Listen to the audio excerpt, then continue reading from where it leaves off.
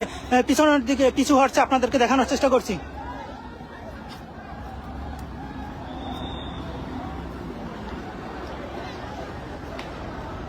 এইগুলো নিয়ে আসলে তো ওইগুলো থেকে ওরা আবার প্রতিরোধ গড়ে তুলতে পারে। ওই যে ব্যারিকেড গুলো এইদিকে নিয়ে আসতে পারে। যদি আপনাদের বলা আমার ঠিক না, তারপরও করছি।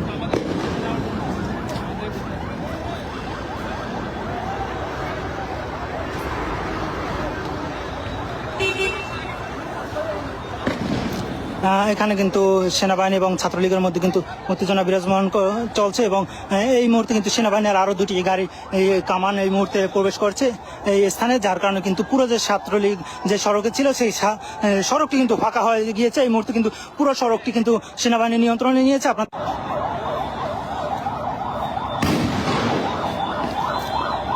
এই মুহূর্তে কিন্তু তুমুল উত্তেজনা বিরাজমান।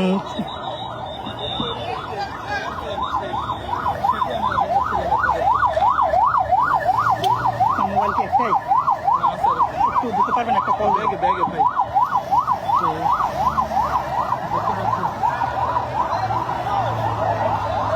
এই মুহূর্তে কিন্তু সেনাবাহিনীর গাড়ি ক্রমান্বয়ে কিন্তু বৃদ্ধি পেয়েছে এখানে, এবং এই মুহূর্তে কিন্তু ব্রিজ পার হয় কিন্তু সেনাবাহিনীর উপরে কিন্তু ছাত্রলীগ যুবলীগের নেতাকর্মীরা আক্রমণ করছে। আপনাদেরকে দেখানোর চেষ্টা করছি।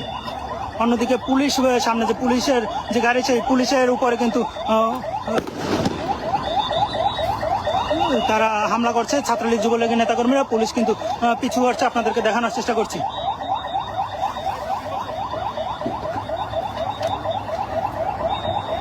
আপনাদের দেখানোর চেষ্টা করছে এখানে কিন্তু তুমুল উত্তেজনা বিরাজ করছে।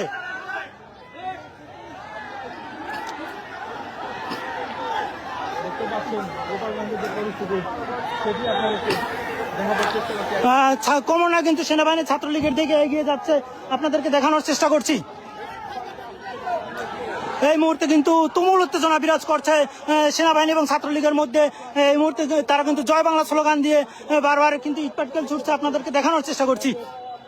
এই মুহূর্তে গোপালগঞ্জে যে শেখ হাসিনার ঘাঁটি, সেই শেখ হাসিনার ঘাঁটিতে কিন্তু এনসিপির আজকে সমাবেশ চলছে, এবং এই দুর্গে যে সমাবেশ চলছে এতেই কিন্তু ক্ষোভে ফেটে পড়ে ছাত্রলীগ এবং স্থানীয় যুবলীগ নেতারা।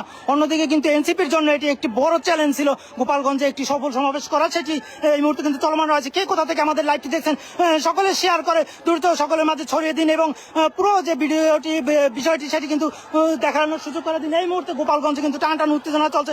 সেনাবাহিনীর এখন কিন্তু ক্রমান্বয়ে সেনাবাহিনী একটু পিছিয়ে হচ্ছে, ছাত্রলীগ যুবলীগ কিন্তু ক্রমান্বয়ে এগিয়ে আসছে এবং স্লোগান দিয়ে কিন্তু